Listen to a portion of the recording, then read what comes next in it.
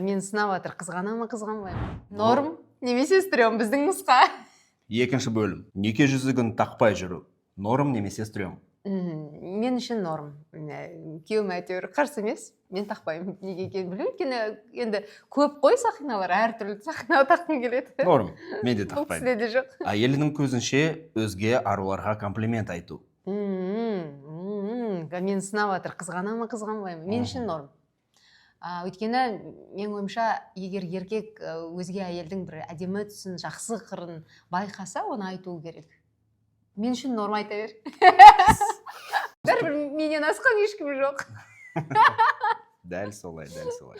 Әйелінің WhatsApp-ын оқу. Ой, бұл стрём деп ойлаймын. Маған мүлдем ұнамайды.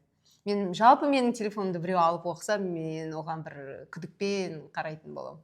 Паролің қандай? Жоқ, әйелдің WhatsApp-ын оқу ол стрём болды. Әрбір адамның бәрібірде қандай отбасы болмасын, шекара болу керек қой. Окей. Сен үшін ол стрём? Мен үшін ол норм, бәрібір. Неке келісім шартына тұру. Норм. Норм, иә. Норм.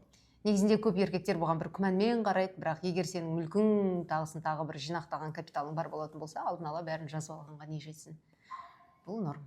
Ерлі зайыптылардың балаларсыз бөлек саяхаттауы. Ой, бұл норм. Норм. Бұл нағыз демалыс.